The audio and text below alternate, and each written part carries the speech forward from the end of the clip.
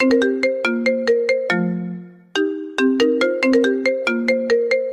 আপু, তুমি তোমার জামাটা একটু ঠিক করে বসো তো, তোমার ব্রাই ফিতা দেখা যাচ্ছে।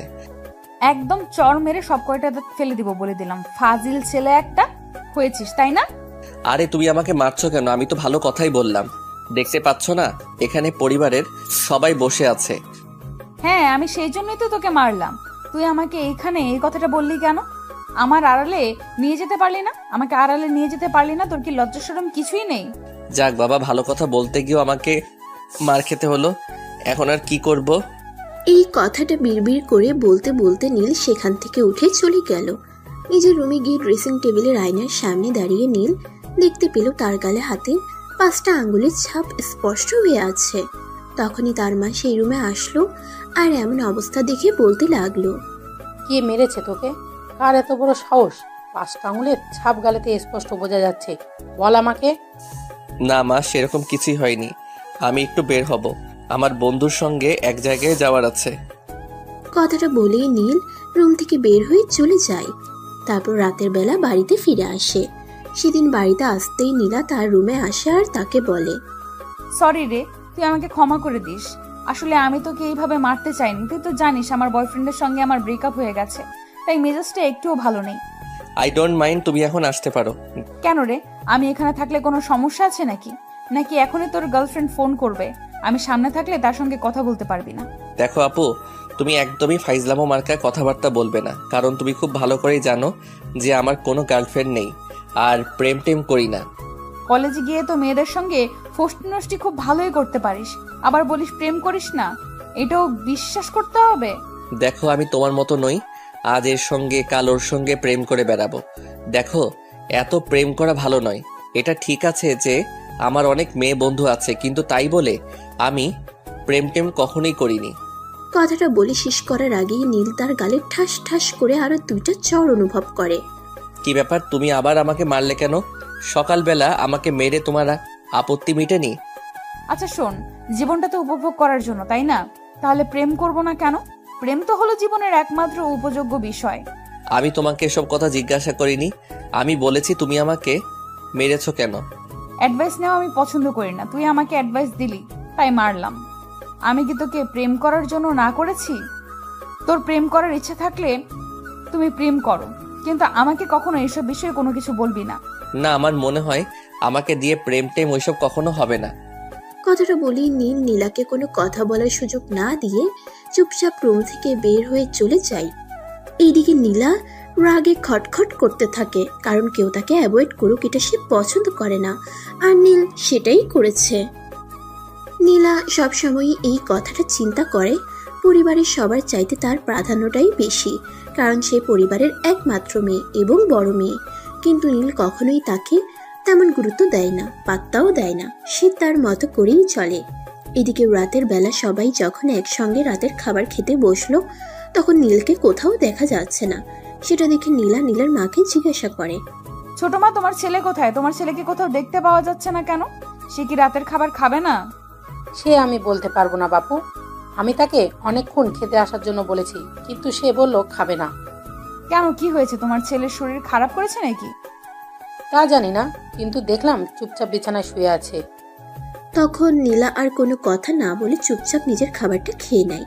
আর খাওয়া শেষ হলে নীলের মাকে বলে নীলের জন্য খাবারটা প্লেটে সাজিয়ে দিতে। তখন নীলের মাও আর কোনো কিছু জিজ্ঞাসা না করেই নীলের জন্য খাবারটা প্লেটে সাজিয়ে দেয়। আর নীলা সে খাবারটা নিয়ে নীলের রুমে চলে যায়। দরজায় দাঁড়িয়ে থেকে অনেকক্ষণ ধরে নক করছে, কিন্তু নীল কোনোভাবেই দরজা খুলছে না। এই শেষবারের মতো বলছি, দরজা খুলবি নাকি লাথি মেরে দরজা ভেঙে দিব? তারপরও ভিতর থেকে কোনো সাড়া শব্দ পাওয়া গেল না। সেই জন্য নীলা চিৎকার করতে শুরু করে। আর তখনই বাড়ির সবাই এসে সেখানে উপস্থিত হয়। রুমের দরজা খোলার পর দেখা যায় নীল অজ্ঞান অবস্থায় বিছানায় পড়ে আছে। তখনই তাকে দ্রুত হসপিটালে এডমিট করা হয়। 2 দিন পর নীল সম্পূর্ণ সুস্থ হয় এবং তাকে বাড়িতে নিয়ে আসা হয়। সেদিন রাত্রিবেলা নীল তার রুমে শুয়েছিল। তখনই নীলা তার রুমে যায় আর বলে, কি ব্যাপার, কি হয়েছিল সেদিন তোর? কই, কিছুই হয়নি।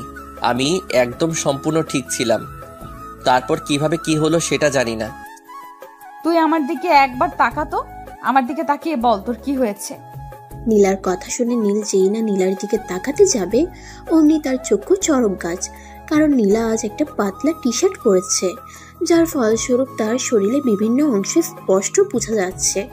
আর সেই সঙ্গে সেই টি শার্টের গলাটা ছিল একটু বড়, যার কারণে তার বুকের ঠিক মাঝ বরাবর থাকা বাদামি রঙের তিলটা দেখা যাচ্ছিল, যার কারণে নীলের চোখ দুটো ওখানেই আটকে গিয়েছিল। কিন্তু সেটা নীলার চোখ এড়ালো না, সে বিষয়টা স্পষ্ট বুঝতে পারলো আর নীলকে বলল, কিরে তোর চোখ দুটো এখানে এসে আটকে গেল কেন? তখনই নীল তার মাথায় একটা থাপ্পড় মেরে চোখ দুটো সরিয়ে নিল আর বলতে লাগলো, সরি আপু, আসলেই তুমি অনেক সুন্দর, আর যার কারণে ছেলেরা তোমার সঙ্গে প্রেম করতে চায়। তুই প্রেম করতে পারিস না আমার সঙ্গে? আমাকে তোর পছন্দ নয়? আরে এসব তুমি কি বলছো? আমি তোমার সঙ্গে প্রেম করতে যাব কেন? তুমি তো আমার আপন চাচাতো বোন, আর বোনের সঙ্গে কখনো প্রেম করা যায় নাকি? কেন, এটা কোনো কথা হলো? এখন তো এসব প্রেম অহরহ হচ্ছে। তুই যদি আমার সঙ্গে প্রেম করিস তাহলে তো আর আমাকে কষ্ট করে পরিবারের সবার চোখ ফাঁকি দিয়ে বয়ফ্রেন্ডের সঙ্গে দেখা করতে যেতে হতো না। তোকে নিয়ে বের হলে তো কেউ কিছু বলার সাহসই পেত না। আপু, আমি বড় আম্মুর সঙ্গে আজকেই কথা বলবো, আর বলবো তোমাকে যত দ্রুত সম্ভব সাইকো স্পেশালিস্ট ডক্টর দেখাতে। কথাটা শেষ হতে না হতেই নীলা নীলের গলা চেপে ধরে।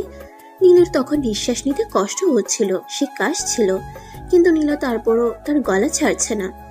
তুই আমাকে সাইকো বললি তাই না? এক্ষুনি তোকে মেরে ফেলবো। তখনই নীলের মা নীলকে ওষুধ দেওয়ার জন্য ঘরে আসছিল, আর এটা দেখে নীলের মায়ের মাথা একদমই ঠিক ছিল না।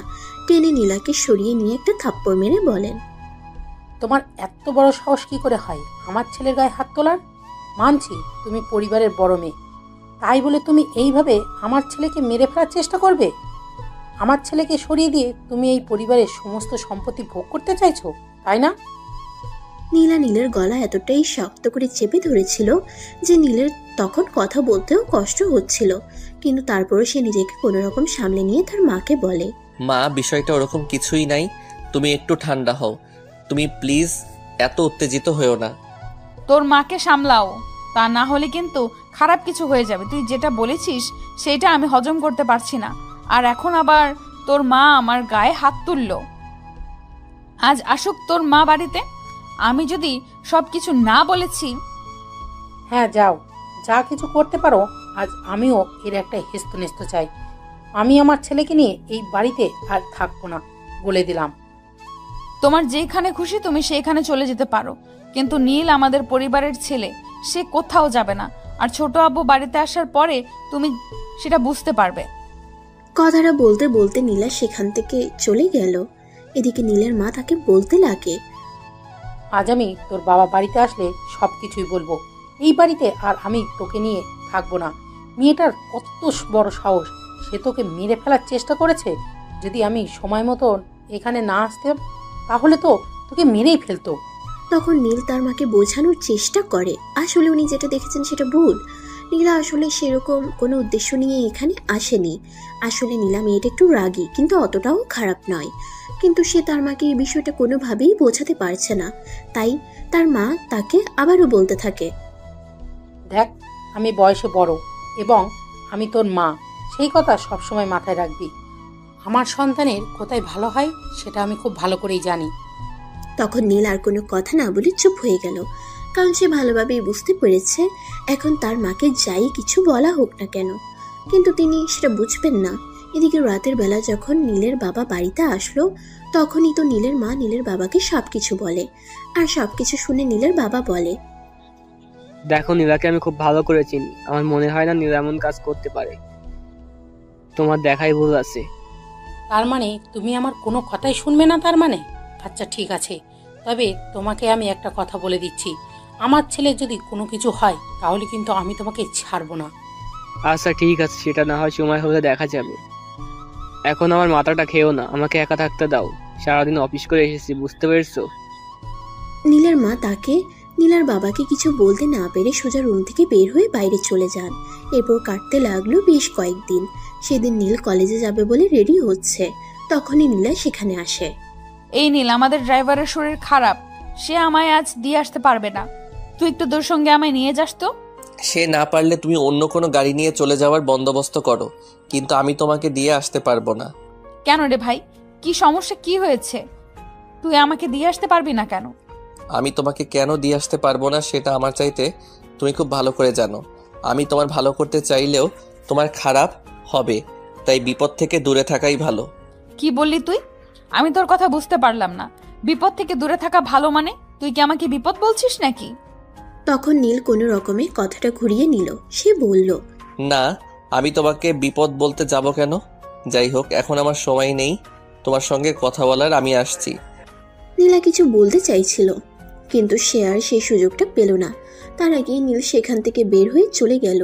এদিকে নীলা ড্রয়িং রুমে এসে চেঁচামেচি করতে শুরু করে। এটা দেখে নীলের মা সেখানে উপস্থিত হয় আর বলতে থাকে, এই মেয়ে, এটা বাড়ি নাকি অন্য কিছু? তুমি এখানে ষাঁড়ের মতো চেঁচামেচি করতেছো কেন? আমার যা ইচ্ছা আমি তাই করব, কিন্তু সেই বিষয়ে তোর কাছে কোনো কৈফিয়ত দেব না।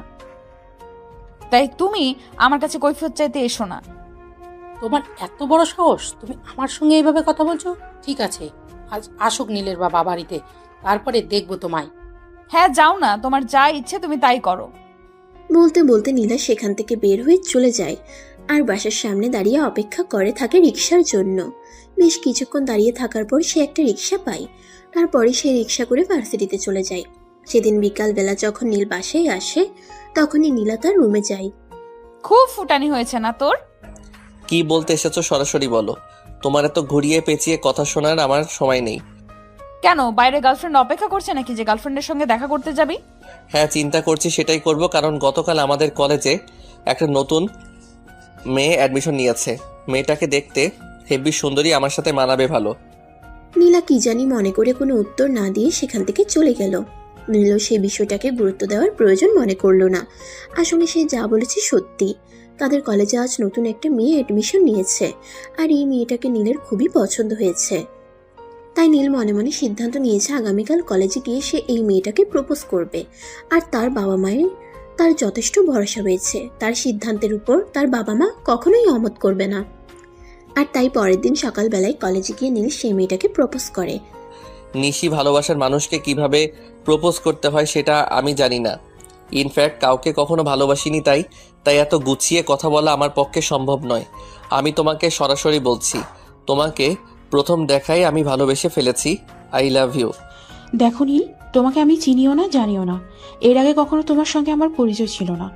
তাই এভাবে হুটহাট করে সিদ্ধান্ত নেওয়া তোমার পক্ষে সম্ভব হলেও আমার পক্ষে কিন্তু মোটেও সম্ভব নয়। তখন নীল নীলার কাছে জানতে চাই তাকে এভাবে অ্যাভয়েড করার কারণটা কি। তখন নিশি নীলকে বেশ কিছু কথা বলে, আর সেই সব কিছু কথা বলার পর নীল তাকে নিয়ে বিনিয়ে তার সঙ্গে রিলেশনে যাওয়ার জন্য রাজি করিয়ে নেয়। তাদের দুজনের এই সম্পর্কের কথা নীলের কান পর্যন্ত পৌঁছাতে বেশি সময় লাগলো না।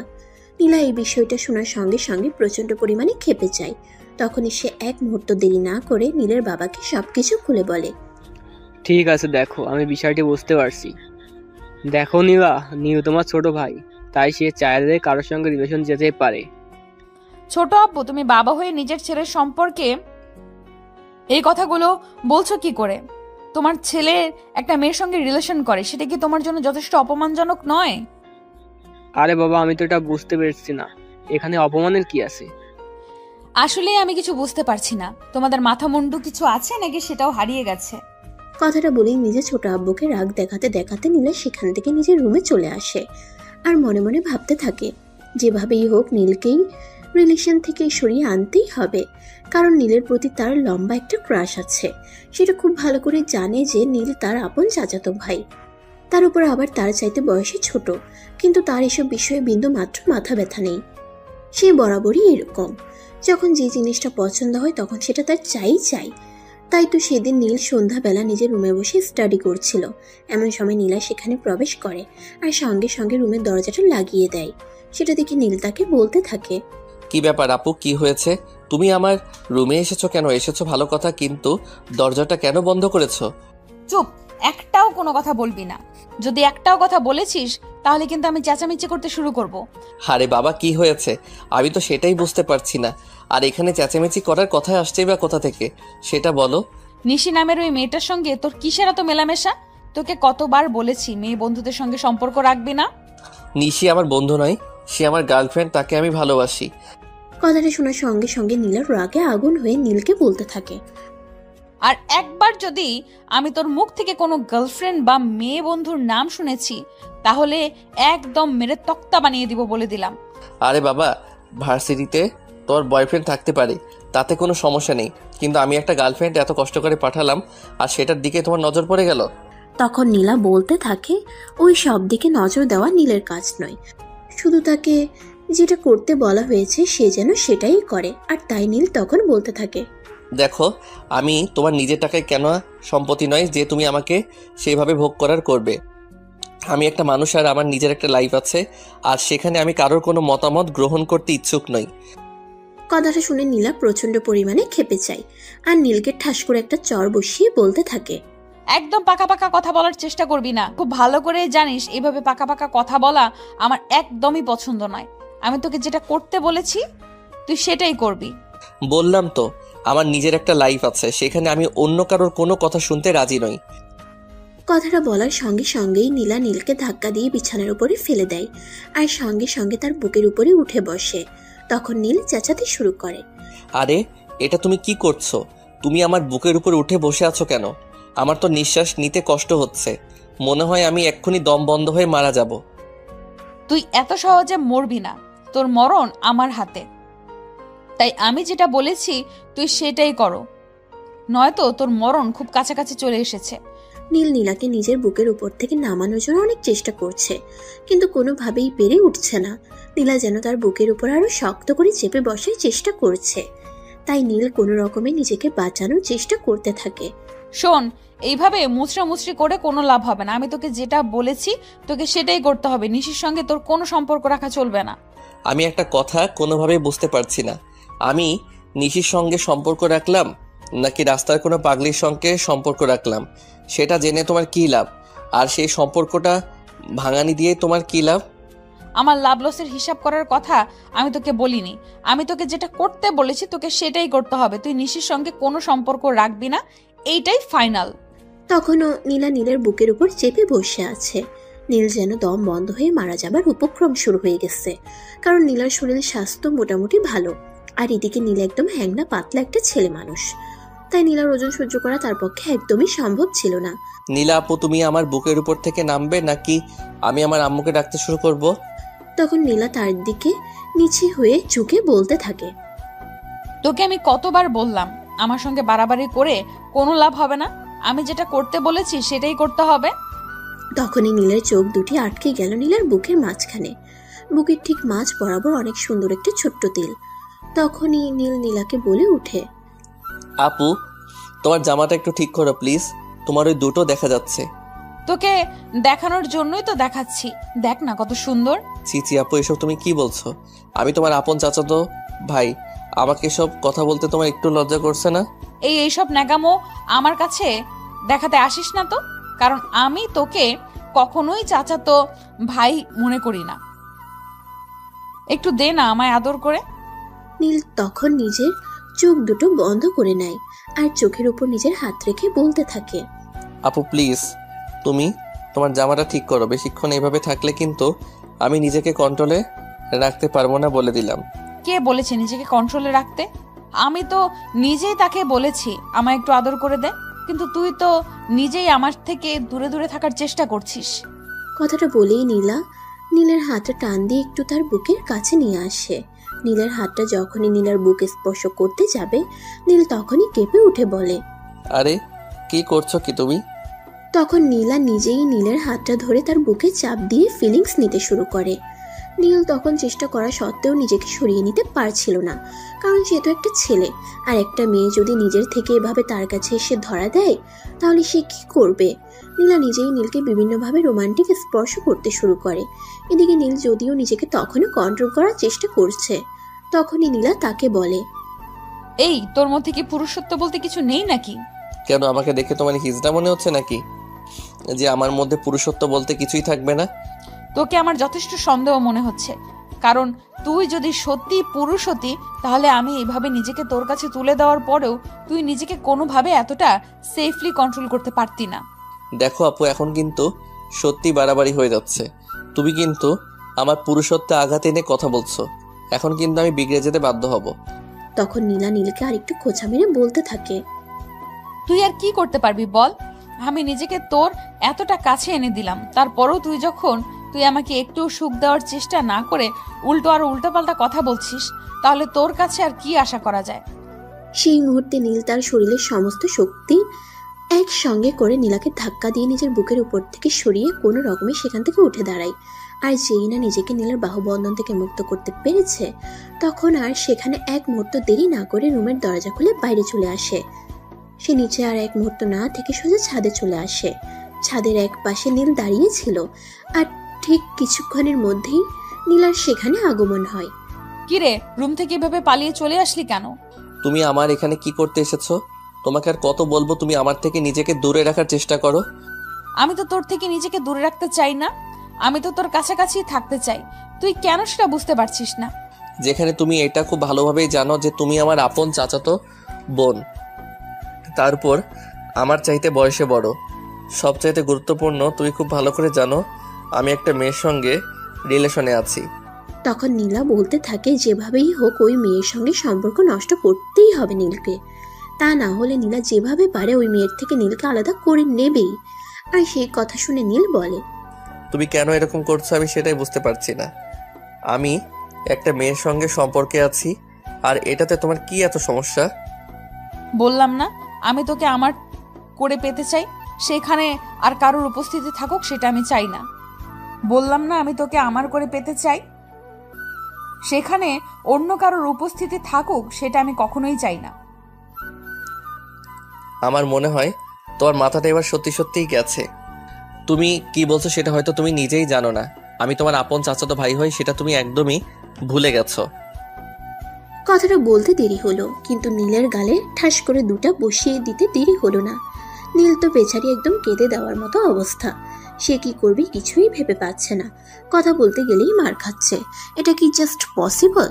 তখন নীল নীলাকে কাঁদো কাঁদো কণ্ঠে বলতে লাগে, তুমি কথায় কথায় এভাবে আমাকে মারছো কেন? আমি তো সেটাই বুঝতে পারছি না। আমি কি এমন অপরাধ করলাম যার কারণে তুমি কথাটা বলার আগেই আমায় মারছো?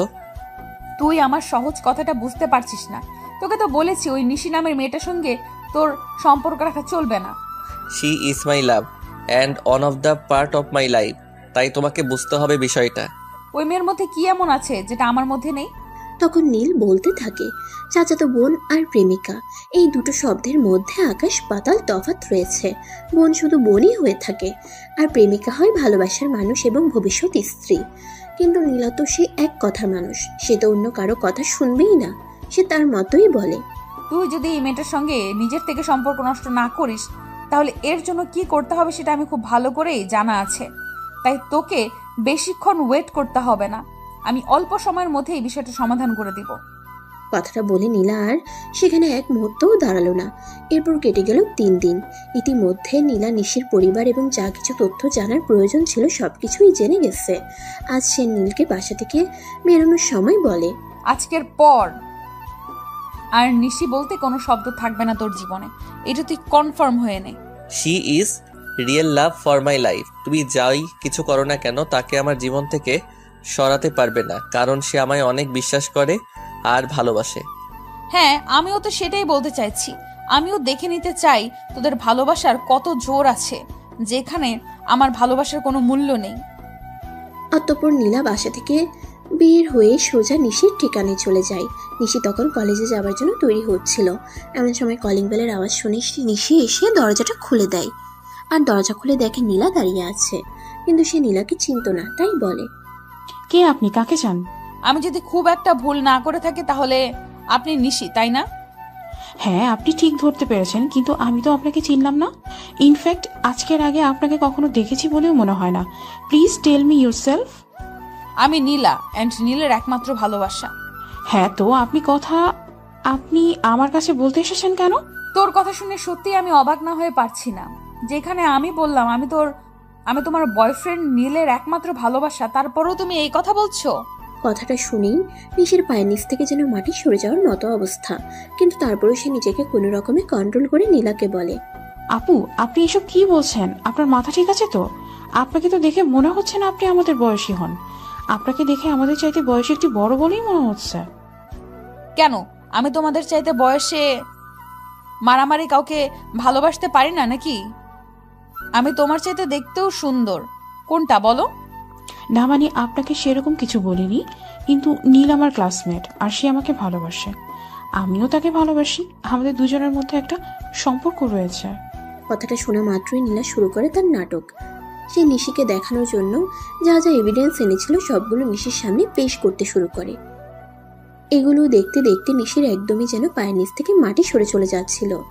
নিশি মাথা ঘুরে পড়ে যাচ্ছিল, কি করবে কিছুই বুঝতে পারছিল না। চোখের সামনে দেখতে পাচ্ছিল নীলার ঘনিষ্ঠ মুহূর্তের কিছু ছবি, আর সেই সঙ্গে নীলার প্রেগন্যান্সি রিপোর্ট। তখন আর কোনোভাবেই নিজেকে কন্ট্রোল করতে পারছে না। একটা মানুষ কিভাবে এরকম হতে পারে, ওটা সে ভাবতেই পারছিল না। আপু আপনি এইসব আমাকে কি দেখালেন? আমি তো নিজের চোখকেই বিশ্বাস করতে পারছি না। এবার তুমি বুঝতে পারলে তো তুমি কেমন একটা কিটের সঙ্গে ভালোবাসা সম্পর্ক করতে চাচ্ছিলে? আমার পেটেও সন্তান, আর আমাকে এখন তো আর বোরিং লাগে বলে তোমার সঙ্গে সম্পর্কে আসতে চাইছে। প্লিজ বিষয়টা বোঝার চেষ্টা করো। আপনি আমাকে ক্ষমা করে দেবেন আপনাকে ভুল বোঝার জন্য। আসলে ভুলটা আমারই ছিল, আমি একটা নরকের কিডের সঙ্গে ভালোবাসার সম্পর্ক করতে চাইছিলাম। কথাটা শুনে নীলা মুখ চেপে হাসতে থাকে, কারণ সে তার প্ল্যান অনুযায়ী সাকসেসফুল হতে পেরেছে। সে নিজের হাসি চেপে রেখে নিশিকে বলতে থাকে, দেখো, আমার যেটুকু কর্তব্য ছিল সেটুকু আমি করে গেলাম। এখন তুমি কি করবে না করবে সেটা একান্তই তোমার ব্যক্তিগত ব্যাপার।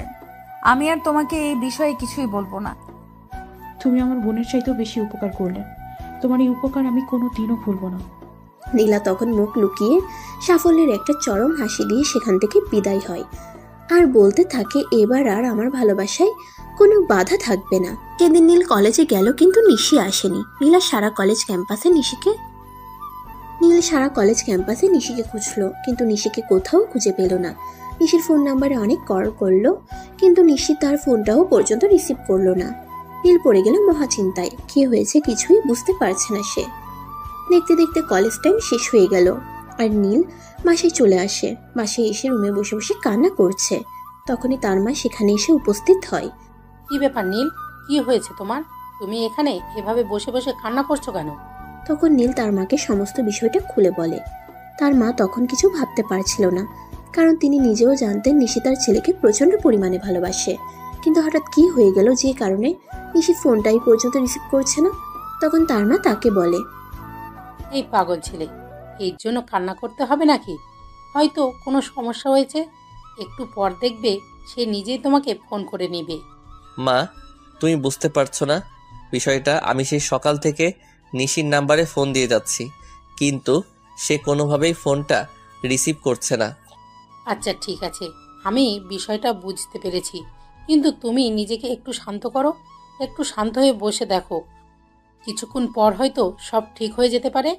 কথাটা বলেই নীলকে সান্ত্বনা দিয়ে তার মা সেখান থেকে চলে যায়। আর নীল বসে বসে শুধু ভাবতে থাকে, কখন নিশি তাকে ফোন করবে, আর কেনই বা নিশি এমন করছে। কিন্তু সে কোনো কুল কিনারা খুঁজে পায় না, তাই সে আবারও নিশিকে ফোন করতে থাকে। 5টা কল হবার পর নিশি কল রিসিভ করে। কি সমস্যা আপনার? আপনি আমাকে কেন ফোন দিচ্ছেন? দেখতে পাচ্ছেন না আমি আপনার ফোন রিসিভ করছি না? নিশি, কি হয়েছে তোমার? তুমি আমার সঙ্গে এভাবে কথা বলছো কেন? আর তুমি কলেজে আসোনি কেন? তোমাকে আমি কতবার কল দিয়েছি? কথাগুলো এক নিঃশ্বাসে বলে শেষ করলো নীল। আর কথাগুলো শেষ হওয়া মাত্রই নিশি বলতে শুরু করে, আজকের পর থেকে আমাকে আর কখনোই আপনার কল বা মেসেজ করতে হবে না। আমার জন্য আপনাকে অপেক্ষা করতে হবে না। আর আমি ফাইনাল সিদ্ধান্ত নিয়ে ফেলেছি, আমি এই কলেজে পড়াশোনাও করব না। প্রয়োজনে এক ব্যাচ গ্যাপ দেব, কিন্তু অন্য কলেজে ভর্তি হব। নিশির বলা কথাগুলো যেন নীলের মাথার উপর দিয়ে যাচ্ছিল। নিশি কি বলছে সে কিছুই বুঝতে পারছিল না, তাই সে একদম কাঁদো কাঁদো কণ্ঠে বলতে থাকে, প্লিজ, তুমি এভাবে আমার সঙ্গে কথা বলো না। আমার খুব কষ্ট হচ্ছে, আমি আর নিতে পারছি না।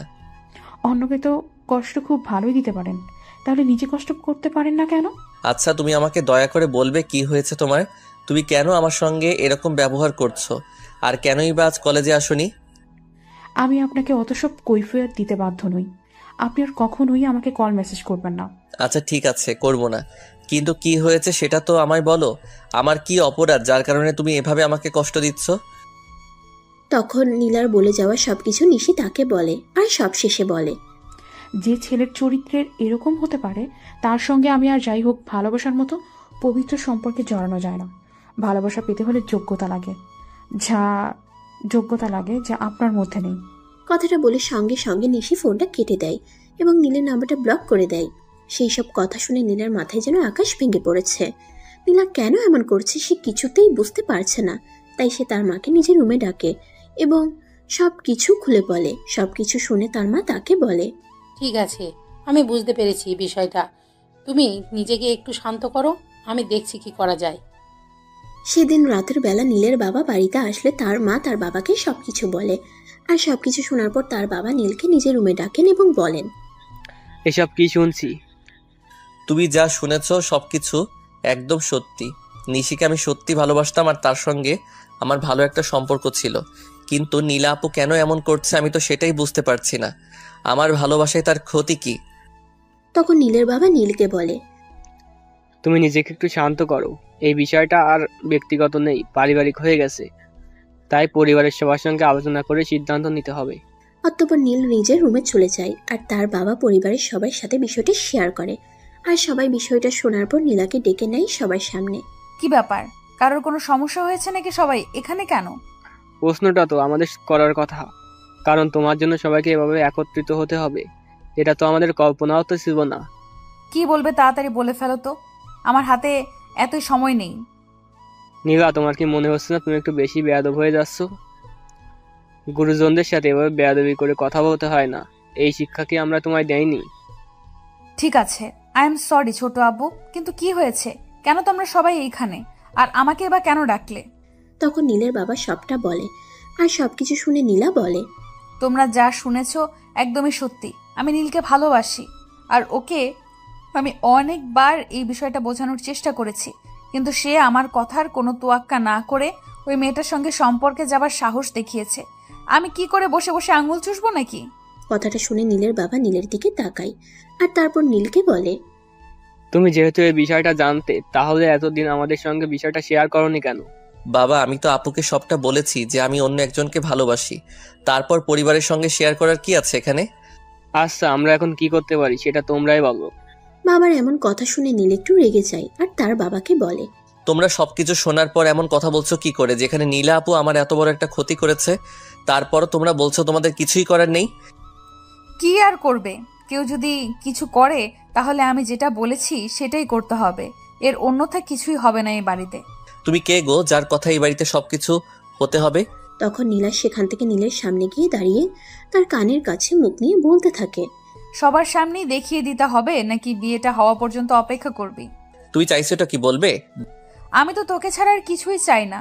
সেই কথাটা তোকে অনেকবার বলা আর বোঝানোর চেষ্টা করেছি, কিন্তু তুই যদি সব কিছু বুঝো না বুঝিস তাহলে আমি কি করব? নীল তখন কি বলবে আর কি করবে কিছুই ভেবে পাচ্ছে না, কারণ এই মুহূর্তে তার কি করা উচিত সেটাই তার মাথায় আসছে না। দেখো নীলা আপু, তুমি যেটা করেছো সেটাই কিন্তু ক্ষমার অযোগ্য অপরাধ, কারণ তুমি নিশিকে সব উল্টাপাল্টা বুঝিয়ে এসেছো। বেশ করেছি, যে জিনিসটা আমার সেটার দিকে অন্য কেউ হাত বাড়াক আমি কখনোই চাইনি, তাই আমি এই কাজটা করতে বাধ্য হয়েছি। তোমার কি একবারও মনে হচ্ছে না তুমি ভুল কিছু করেছো, কিংবা তোমার কি একবারও এর জন্য অনুতপ্ত হচ্ছে না? নিজের ভালোবাসাকে নিজের করে পাবার জন্য যাই কিছু করতে হোক না কেন তাতে আমার বিন্দু মাত্র আপত্তি নেই। তখন নীলা আরো বলতে থাকে, নীলকে পাওয়ার জন্য যদি তাকে 7 সমুদ্র 13 নদী পার হতে হয় সে সেটার জন্য প্রস্তুত। তার এইসব কথা শুনে পরিবারের মানুষ কি বলবে তারা নিজেরাই ভাবতে পারছে না। সবাই এখন সিদ্ধান্তহীনতায় ভুগছে। তখনই নীলা সবাইকে উদ্দেশ্য করে বলতে থাকে, কি ব্যাপার, তোমরা সবাই এভাবে চুপ হয়ে বসে আছো কেন? কেউ কিছু বলছো না কেন? আমরা কি বলবো আর আমাদের কি বলার আছে সেটাই তো বুঝতে পারছি না। তুমি যা বলছো আর যা করেছো এরপর আর কি বলার থাকে? দেখো, কাউকে ভালোবাসা অপরাধ নয়, আর ভালোবাসাকে পাওয়ার জন্য যাই কিছু করতে হোক সেটা অপরাধ নয়, তাই আমি সেরকম কোনো অপরাধ করেছি বলে আমার মনে হচ্ছে না। তারপর সবাই মিলে বেশ কিছুক্ষণ সময় নিয়ে চিন্তা করতে থাকলো এখন কি করা যায়। কারণ একদিকে নীল নীলাকে পছন্দ করে না, আর অন্যদিকে নীলা নীলকে পাওয়ার জন্য যা ইচ্ছে তাই করতে প্রস্তুত। এখন যেটা করতে হবে সেটা হলো খুব ভেবে চিন্তে ঠান্ডা মাথায় সিদ্ধান্ত নিতে হবে, যাতে দুজনের থেকে কারোরই কোনো ক্ষতি না হয়। কিন্তু কি এমন সিদ্ধান্ত সেটাই তো কেউ ভেবে কুল কিনারা পারছে না। তখনই হঠাৎ নীলের বাবার মাথায় একটা বুদ্ধির উদয় হলো, আর উনি সেটা সবার সামনে পেশ করলেন। একটা কাজ করলে খুবই ভালো হয়, তোমরা দুজন 1 মাসের জন্য একটা কাজ করলে খুবই ভালো হয়। তোমরা দুইজন 1 মাসের জন্য কোথাও থেকে ঘুরে আসো। দুজন দুজনকে সময় দাও, কাছাকাছি থাকো। এরপর যদি মনে হয় দুজন একসাথে থাকতে পারবে, তারপর আমরা কোনো এক সিদ্ধান্তে উপনীত হব। এই কথাটার কোনো মানেই হয় না বাবা। তোমার কি মনে হয় আমি এই মেয়েটার সঙ্গে কোথাও গিয়ে থাকবো আর এদিকে আমার ভালোবাসার মানুষ আমাকে ভুল বুঝবে? It's impossible. অপরদিকে নীলা তো এই কথাটার জন্য একদমই রাজি, তাই সে বলে, আমার কোনো সমস্যা নেই, রাজি আছি। কিছু সময় কেন, আমি তার সঙ্গে অনেক সময় কাটাতে রাজি আছি, কারণ আমি যে তাকে সত্যিই চাই। তোমার লজ্জা করে চাচাতো ভাইয়ের সঙ্গে সময় কাটাতে চাও, তারপর আবার তোমার চাইতে বয়সে ছোট। এত ন্যাকামি করিস না, ন্যাকামি করো না। আমার একদমই ভালো লাগে না, কারণ তুই খুব ভালো করে জানিস তুই আমার চাচাতো ভাই, মায়ের পেটের ভাই নোস। তোর ভালোবাসার ক্ষেত্রে বয়স কোনো বিষয় নয়, সেটা আমি খুব ভালো করেই জানি। তাই আমাকে এইসব বিষয়ে কোনো জ্ঞান দিতে আসিস না। অতঃপর নীলা পরিবারের সবাইকে উদ্দেশ্য করে বলতে থাকে নীলার সঙ্গে যাওয়ার জন্য তার কোনো আপত্তি নেই। সেটা পরিবারের সবাই যেখানে যেতে বলুক না কেন সে সেখানেই যাবে, কিন্তু নীল তো এই বিষয়টা মেনে নিতে চায় না। সেখানে ঘুরতে যাওয়া তো অনেক দূরের কথা, আর সময় দেওয়া সে তো প্রশ্নই ওঠে না। তোমরা প্লিজ আমাকে জোরাজোরি করো না। আমাকে জোরাজোরি করে কোনো লাভ হবে না, কারণ জীবনে একজনকে ভালোবাসা যায়। আমিও জীবনে সেরকম কোনো অপরাধ করিনি যার কারণে আমার ভালোবাসার মানুষকে আমায় হারাতে হবে। আমার ভালোবাসার মানুষকে আমার পেতেই হবে, সেটা যেভাবেই হোক, যে কোনো পরিস্থিতিতেই হোক। নীলার মাথায় যেন আকাশ ভেঙে পড়ার মতো অবস্থা, কারণ সে পরিবারের কাউকে তার কথাটা বোঝাতেই পারছে না কেন যে পরিবারের সবাই এরকম করছে আর এভাবে কথা বলছে, সেটা কোনোভাবেই তার মাথায় ঢুকছে না। তাই সে মনে মনে ভাবলো এখানে কারোর সঙ্গে কোনো কথা বলে কোনো লাভ হবে না, যা করার তাকেই করতে হবে। কথাটা বলতে বলতে সে সবার সামনে থেকে বের হয়ে চলে গেল সোজা নিশিতের বাড়িতে। কিন্তু দুর্ভাগ্যের কথা বলা, সে অনেক সময় ধরে নিশিতের বাড়ির সামনে দাঁড়িয়ে কলিং বেল চেপে যাচ্ছে, কিন্তু কেউ দরজা খুলছে না। প্রায় 20 মিনিট পর নিশি এসে দরজা খুলে আর তাকে দেখেই বলে, আপনি এখানে এসেছেন কেন? নিশি প্লিজ তুমি আমার সঙ্গে এভাবে কথা বলো না। আগে আমার কথাটা শোনো, আমাকে একটু সময় দাও, আমাকে বলতে দাও। কি বলবেন আপনি? আমি তো আপনার কাছ থেকে কোনো কথাই শুনতে চাই না। আপনি চুপচাপ এখান থেকে বের হয়ে যান। আমি চাই না এই মুহূর্তে আমার বাড়িতে কোনো কেওয়াজ তৈরি হোক। দেখো নিশি, এমনিতেই অনেক প্যারার মধ্যে আছি, তাই আমি চাই না তুমি আমার সঙ্গে এরকম ব্যবহার করো। আমাকে বলতে দাও, আমি কিছু বলতে চাই। দেখুন, একটা মেয়ে আর যাই হোক কখনো নিজের সতীত্ব নিয়ে খেলা করে না। তাই আপনি আমাকে কিছু বলতে চাইবেন না, আর বললেও আমি সেটা বিশ্বাস করব না। নিশিকে এখন কি করে সম্পূর্ণ বিষয়টা বুঝাবে সেটাই বুঝে উঠতে পারছে না, কারণ নিশি হয়তো মনে মনে ঠিক করে রেখেছে নীল তাকে যাই কিছু বলুক না কেন সে তার এসব মিষ্টি কথাই ভুলবে না। তাই তো নীল তাকে হাজারবার রিকোয়েস্ট করে বলার পরও সে নীলের কোনো কথাই শুনতে চাইছে না। উল্টো শেষমেশ নিশি বলেই বসলো, আপনি এখান থেকে চলে যান। আমি আপনার চেহারাটাও দেখতে চাই না। আর যদি আজকের পর কখনো আপনাকে এখানে দেখি, তাহলে সিকিউরিটি গার্ড দিয়ে বের করে দিতে বাধ্য হব কিন্তু আমি। নিজের ভালোবাসার মানুষের কাছ থেকে এমন কথা শুনতে হবে এটা কখনোই কাম্য নয়। তাই আমাদের গল্পের নায়ক নীল নিজেও সেটা ভাবেনি তার ভালোবাসার মানুষ তাকে এভাবে বলবে, কিন্তু কি আর করার, ভাগ্যে যা আছে তাকে কখনো মুছা যায়। তাই নিজের মনে একরাশ কষ্ট নিয়ে সেখান থেকে বের হয়ে চলে আসে। সেদিন সারাটা দিন সে বাইরে ছিল। রাত প্রায় 12টার মতো হবে বাজে সে বাসায় প্রবেশ করে। তার মা তখনও ড্রয়িং রুমে বসে তার জন্য অপেক্ষা করছিল। কি ব্যাপার নীল, এত রাত করে বাড়ি ফিরলে যে? তুমি তো কখনো এত রাত করে বাড়ি ফেরো না। কখনো এত রাত করে ফিরিনি বলে যে আর কখনো এত রাত করে বাড়িতে ফিরতে পারবো না সেটা তো কোনো হাদিসে লেখা নেই। আর আমি তো ছোট বাচ্চা নই যে আমার জন্য কাউকে টেনশন করতে হবে। নীল, আমার মনে হয় তুমি ভুলে গেছো মায়ের সাথে কিভাবে কথা বলতে হয়। এমন অসভ্যের মতো আচরণ কেন করছো তুমি? আই এম সরি মা, প্লিজ আমাকে ক্ষমা করে দাও। কিন্তু বিশ্বাস করো কিভাবে বলবো আমি সেটাই ভেবে পাচ্ছি না, কারণ এমন কষ্ট আমি কখনো পাইনি। দেখো, আমি তোমার মা, আমি তোমার কষ্টটা একটু হলেও বুঝি, তাই আমি বিষয়টা উপলব্ধি করতে পারছি। কিন্তু কি করব বলো, তোমার বাবার সিদ্ধান্তের ওপর তো আর কথা বলতে পারি না। তখন নীল আর কোনো কথা না বলে নিজের রুমের দিকে চলে যেতে চাইছিল, কিন্তু তার মা তাকে জোর করে খাবার টেবিলে নিয়ে আসে আর রাতের খাবারটা খাইয়ে দেয়। রুমে এসে বসে আছে অনেকক্ষণ হলো, কিন্তু কোনোভাবেই তার চোখে ঘুম আসছে না। তার কারণটা অবশ্য কারোরই অজানা নয়। এরকম টেনশন মাথায় থাকলে ঘুম আসবেই বা কী করে। বাসায় ফেরার সময় নীল 1 প্যাকেট সিগারেট কিনে এনেছিল, কারণ সে তার বন্ধুদের কাছে শুনেছে সিগারেট খেলে নাকি টেনশন কমে যায়। তাই সে ব্যালকনিতে গিয়ে একটা সিগারেট ধরায়। নীলের রুম থেকে খুব কাছে ছিল নীলার রুম। হয়তো নীলাও ব্যালকনিতে বসেছিল, তাই তার নাক পর্যন্ত সিগারেটের ধোঁয়ার গন্ধ চলে যায়। আর সে তখনই নীলের রুমে আসে। কি ব্যাপার, তুই এখানে দাঁড়িয়ে দাঁড়িয়ে সিগারেট খাচ্ছিস কেন? আর বাসায় বসে সিগারেট খেতে তোর লজ্জা করছে না? তুমি যে নির্লজ্জের মতো আমার সামনে দাঁড়িয়ে কথা বলছো, তাতে তোমার লজ্জা করছে না? আমি কি নতুন বউ নাকি যে আমার লজ্জা করবে? আর আমি মনে হয় এমন কোনো কাজ করিনি, তাই আমার লজ্জা করার কোনো কথাই নেই। এত কিছুর পরও তুমি বুক ফুলিয়ে কথা বলছো কি করে? এই কথা শুনে নীলার মধ্যে সেরকম কোনো পরিবর্তন আসলো কিনা সেটা বোঝা না গেলেও নীলা নীলকে স্পষ্টভাবে বলতে লাগে। তুই বাসায় সিগারেট খাওয়ার সাহস পেলি কি করে? যেমন করে তুমি আমার ভালোবাসার মানুষের কাছে আমার নামে মিথ্যা কথা বলে এসেছো, ঠিক তেমন করে। আমি আমার ভালোবাসাকে পাওয়ার জন্য যা ইচ্ছা তাই করতে পারি, কিন্তু তাই বলে তুই এইভাবে বাসায় বসে সিগারেট খাবি, এটা তো হতে পারে না। এই শোনো, তোমার এসব হাদিস শোনার সময় আমার নেই।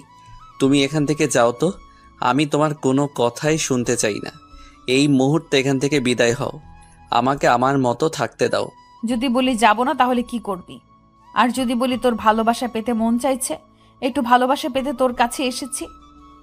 এইসব কথাবার্তা শুনে নীলের মেজাজ ক্রমশ খারাপ হয়ে যাচ্ছে, কিন্তু নীলা সেটা বুঝতে পারছে কিনা সেটার কোনো বহিঃপ্রকাশ বোঝা যাচ্ছে না। নীলা তো দিব্যি তার মতোই রয়েছে, তাই নীলা আবারও বলতে থাকে। তুমি এখান থেকে যাবে নাকি যাবে না? আচ্ছা, আমি একটা বিষয় কোনোভাবেই বুঝতে পারি না, তুই কেন আমার সহজ কথাটা সহজভাবে নিতে পারিস না? আমি তো বললাম তোর ভালোবাসা পেতে মন চাইছে, তাহলে তুই কেন বলছি সেখান থেকে চলে যেতে? আমি তোমার মতো পাগল হয়ে যাইনি, তাই তোমার এসব কথা আমার মাথায় ঢুকছে না। তাই নাকি? আচ্ছা ঠিক আছে, আমি তোকে পাগল বানানোর চেষ্টা করছি, দেখি পারি কিনা। কথাটা বলা শেষ করার আগেই নীলা নীলের হাত থেকে সিগারেটের টান দিয়ে ফেলে দেয়। তারপর আস্তে আস্তে নীলের দিকে এগোতে থাকে। সেটা দেখে নীল তাকে বলতে থাকে, তুমি কি এবার ফিল্মি স্টাইলে আমাকে কিস করতে আসবে নাকি? কিন্তু সেই কথার উত্তর দেবে বা দেওয়ার প্রয়োজন আছে সেটা মনে না করে নীলা তৎক্ষণাৎ নীলের ঠোঁট তার ঠোঁট দুটো ডুবিয়ে দেয়। নীল সরে যাওয়ার জন্য চেষ্টা করছে, কিন্তু কোনোভাবেই পারছে না, কারণ নীলা তাকে চেপে ধরে আছে। কিছুক্ষণ পর যখন নীল ছাড়া পেল তখন বলল, তুমি কেন করছো এরকম? আমাকে একটু মুক্তি দাও না। আমি তো তোমার থেকে মুক্তি পেতে চাই, একটু বাঁচতে চাই। আমাকে একটু স্বস্তির নিঃশ্বাস নিতে দাও। আমি থাকতে মনে হয় তোর সেই আশাটা কোনোদিন পূরণ হবে না, কারণ আমি তোকে কখনো মুক্তি দেব না। নীলা তখন বিড়বিড় করে আল্লাহর নাম জপ করতে থাকে আর বলতে থাকে, আল্লাহ, তুমি আমাকে এই দুর্যোগের আযাব থেকে রক্ষা করো। আমি আর এসব কিছু সহ্য করতে পারছি না। আমি এখন আত্মহত্যা করতে বাধ্য হব। চেষ্টা করে দেখ না, আমি তোকে ঠিক বাঁচিয়ে নিব। কখনোই তোকে আমি আত্মহত্যার মতো জিনিসটি করতে দেব না। নীল তখন নিজের কপাল নিজেই চাপড়াতে থাকে, কারণ নীলা তাকে এতটাই নিপীড়ন করছে যে সে আর কোনোভাবেই কিচ্ছু সহ্য করতে পারছে না। তাই তো সে নীলাকে বলতে থাকে। নীল তখন নিজের কপালে নিজেই চাপড়াতে থাকে, কারণ নীলা তাকে এতটাই নিপীড়ন দিচ্ছে যে সে আর কোনোভাবেই কোনো কিছু সহ্য করতে পারছে না। তাই নীলাকে বলতে থাকে, আল্লাহর কাছে বলো যেন আল্লাহ নিজেই আমাকে উঠিয়ে নেয়। কথাটা শেষ করতে না করতেই নীলা তার গালে ঠাস ঠাস করে বেশ কয়েকটা চড় বসিয়ে দিয়ে বলতে থাকে, তোর সাহস তো কম নয়, তুই আমার সামনে বসে বসে এভাবে কথা বলছিস কি করে? তুই কি ভুলে গেছিস আমি কি করতে পারি? ভুলে যাব কি করে? তুমি যা কিছু করেছো এরপর তো তোমাকে ভুলে যাওয়ার কথা থাকলেও আর ভুলে যেতে পারবো না। তাহলে এই কথাটা মাথায় খুব ভালো করে ঢুকিয়ে নে, আজকের পর আর কখনোই এমন কিছু আমার সামনে মুখে আনবি না। যদি মুখে এনেছিস তো আমি নিজের হাতে তোকে খুন করে ফেলবো। সে আর তুমি আমাকে নতুন করে কি মারবে? আমি তো মরেই গেছি, কারণ আমার জীবন থেকে ভালোবাসাই হারিয়ে গেছে। আর ভালোবাসা বিহীন জীবন মৃত্যুর চেয়ে ভয়াবহ। বলতে বলতে নিজের হাত থেকে সিগারেটটা ব্যালকনি থেকে বাইরে ফেলে দিয়ে নিজের রুমে চলে আসে আর বিছানায় বসে বালিশে মুখ লুকিয়ে কাঁদতে থাকে। তখন নীলা তার পাশে এসে বসে আর তার মাথায় হাত বুলাতে বুলাতে বলে, প্লিজ তুই এমন করিস না, তুই কাঁদলে আমার কলিজায় আঘাত লাগে। তোমাকে আমি শেষবারের মতো রিকোয়েস্ট করে বলছি, তুমি আমার সামনে থেকে চলে যাও। আমি তোমাকে আর সহ্য করতে পারছি না। তখন নীলা নিজেও কি যেন মনে করে নীলের রুম থেকে বের হয়ে নিজের রুমে চলে যায় আর ঘুমিয়ে পড়ে। এরপর চলে গেল আরও একটা দিন। সেদিন নীল সারাদিন রুমের দরজা বন্ধ করেছিল। তারপর তার মা তাকে অনেকবার ডাকতে এসেছিল, কিন্তু সে তার মায়ের ডাকে সাড়া দেয়নি, এমনকি রুম থেকে একটা বারের জন্যও বের হয়নি। বাড়ির সবাই চিন্তা করছিল নীলা আবার উল্টাপাল্টা কিছু করে বসেনি তো। সেদিন নীলা নিজেও রুম থেকে বের হয়নি, কিন্তু এই কথাটা তার কান পর্যন্ত পৌঁছাতে দেরি হলো। রুম থেকে দৌড়ে বের হয়ে আসতে দেরি হলো না। সে নীলের রুমের দরজার সামনে দাঁড়িয়ে একটানা দরজায় নক করতেই থাকে। প্রায় 1 ঘন্টা পর নীল রুমের দরজা খুলে। তোমরা কি আমাকে একটু শান্তি মতো একা থাকতেও দেবে, নাকি শুরু করেছো তোমরা এসব? তোমরা কথাটা শেষ হওয়ার আগেই নীলা তাকে টান দিয়ে বুকের সঙ্গে জড়িয়ে নিয়ে বলতে থাকে, তুই সারাদিন রুমের দরজা বন্ধ করে আছিস কেন? কথাটা শুনে তো আমার কলিজাটা একদম শুকিয়ে যাচ্ছিল। আমি একা থাকতে চাই, আমাকে ছেড়ে দাও প্লিজ। নীলা তখনও নীলকে জড়িয়ে ধরে আছে পরিবারের সকলের সামনে, তাই নীল নিজেকে ছাড়ানোর জন্য প্রাণপণ চেষ্টা চালিয়ে যাচ্ছে। নীলা নীলকে ছাড়ছেই না, সে যেন আরো শক্ত করে নীলকে জড়িয়ে ধরছে। এই, তুমি ছাড়বে আমাকে?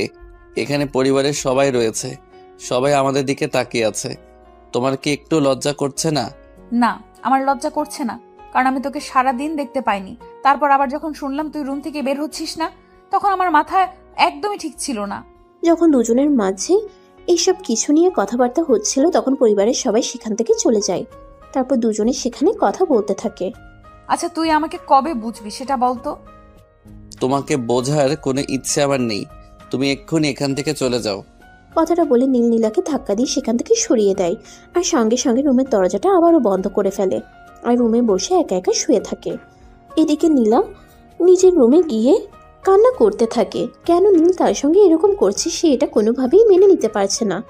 এভাবে দেখতে দেখতে আরো 2টা দিন কেটে গেল। পরিবারের সকল মানুষ দুশ্চিন্তায় পড়ে গেছে, কি করবে তারা কিছুই ভেবে পাচ্ছে না। ইতিমধ্যে তারা এমন অবস্থায় কোনো সিদ্ধান্ত নিতে পারছে না, কোন সিদ্ধান্তটা নিলে তাদের জন্য ভালো হবে কোনোভাবেই ভেবে পাচ্ছে না কিছু। তাই সেদিন নীলের বাবা মা নীলের সঙ্গে কথা বলতে গেলে, নীল, তুমি কি ভাবছো? তুমি কোন বিষয়ের কথা বলছো সেটা ক্লিয়ার করে বলো। আজ 5 দিন ধরে কলেজ যাচ্ছি না, সেটা নাকি অন্য কিছু? আমি নীলার কথা বলছি। তুমি এই বিষয়ে কি ভেবেছো? বাবা, আমার সিদ্ধান্ত আমি তোমাদেরকে জানিয়ে দিয়েছি, এখন আর নতুন করে আমার কাছে জিজ্ঞাসা করার মতো কিছুই থাকে না। সো এই বিষয়ে কথা বলে লাভ হবে না। কিন্তু দেখো, তোমাকেও তো একটা কথা ভাবতে হবে। নীলা আমাদের পরিবারের মেয়ে, তার সম্পর্কে আমরা সবাই খুব ভালো করেই জানি। সে যখন কিছু একটা চায়, যতক্ষণ পর্যন্ত সেই জিনিসটা তার না হয় ততক্ষণ পর্যন্ত সে কিন্তু কাউকে নিস্তার দেয় না। আচ্ছা, তোমরা পরের মেয়ের জন্য নিজের ছেলের জীবনটাকে এভাবে অতিষ্ঠ করছো কেন বলো তো? আমরা কিছুই করছি না বা কিছুই করতে চাইছি না, আমরা শুধু বলছি এমন কিছু করো না যেটা দুজনের জন্যই ক্ষতিকারক হয়ে দাঁড়ায়। আমরা শুধু এটাই বলতে চাইছি, যা করবে ভেবেচিন্তে করবে। তখনই নীলের মা নীলকে অনেক রিকোয়েস্ট করে বলতে থাকে নীলার বিষয়টা একটু ভেবে দেখবার জন্য। তখন নীল বলে, তোমরা আমার বাবা মা নাকি শত্রু? আমি তো সেটাই বুঝতে পারছি না। মানুষ আগে নিজের সন্তানের ভালো দিকটা চিন্তা করে, তারপর অন্য কিছু নিয়ে চিন্তা করে, কিন্তু তোমরা তো তার বিপরীত করছো। না বাবা, আমরা কিছুই বিপরীত করছি না, যেটা হতে পারে বা শুধু সেটাই বলছি। তখন নীলের বাবা তাকে বোঝাতে থাকে নীলা তার পছন্দের জিনিসটা না পেলে অনেকটাই হিংস্র হয়ে যায়, আর নীলের ক্ষেত্রেও যদি সেরকমটা করে তাহলে হয়তো সে নীলের অনেক বড় একটা ক্ষতি করে দিতে পারে। কিন্তু নীল সেই সব কিছুতে ভয় পায় না, তাই সে বলে, তোমরা যদি সেই রকম কিছু নিয়ে ভয় পেয়ে থাকো তাহলে আমি বলবো আমি এই বাড়ি ছেড়ে চলে যাব, যেখানে নীলা আপুর কোনো অস্তিত্ব থাকবে না।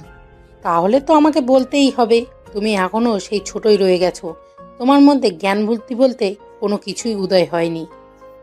তখন নীলের মা আরো বলতে থাকে, এই শহরে কারোর ঠিকানা খুঁজে বের করা কঠিন কোনো কাজ নয়।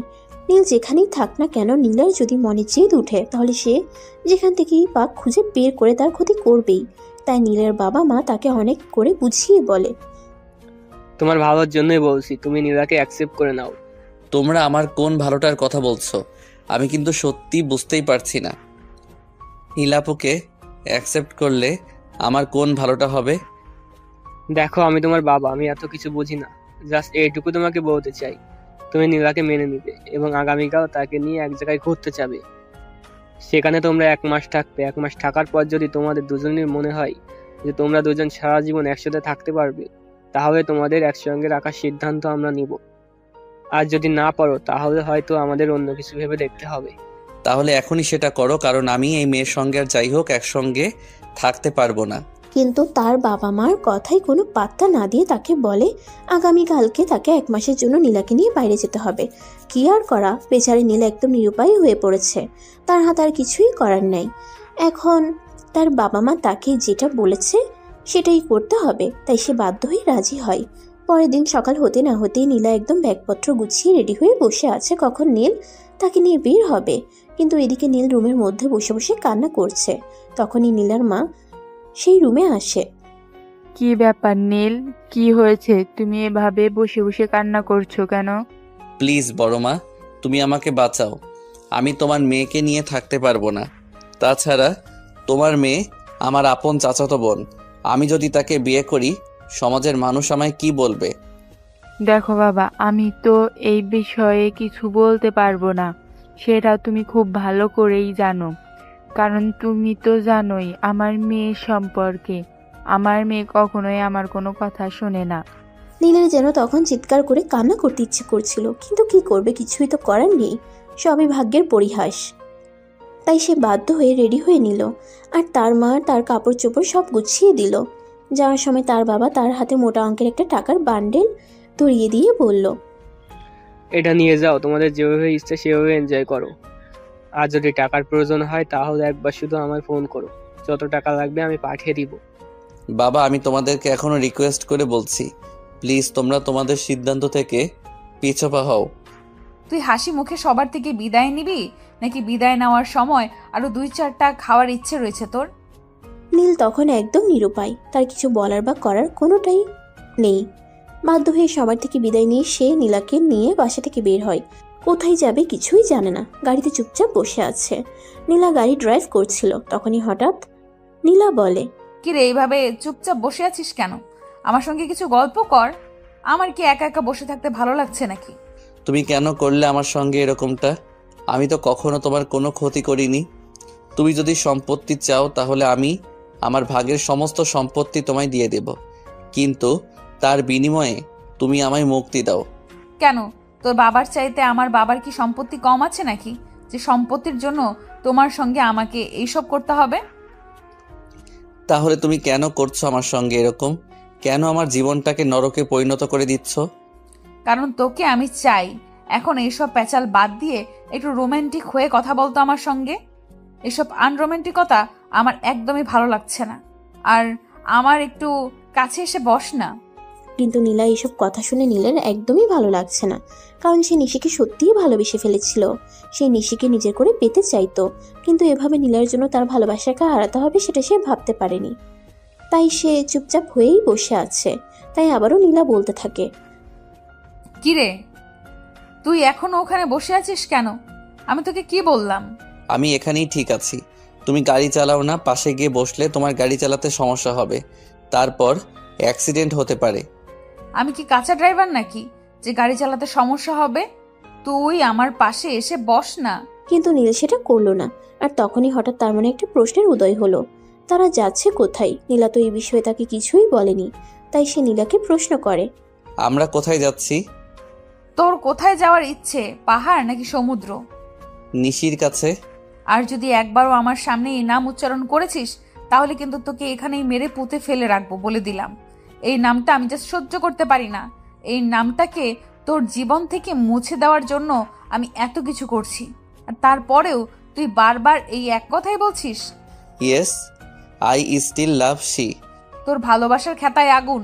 চুপচাপ এখানে বসে থাক, এটা রাস্তা। আমি আশা করব তুই এখানে এমন কিছু করবি না যাতে আমি উদ্ধত হতে বাধ্য হই।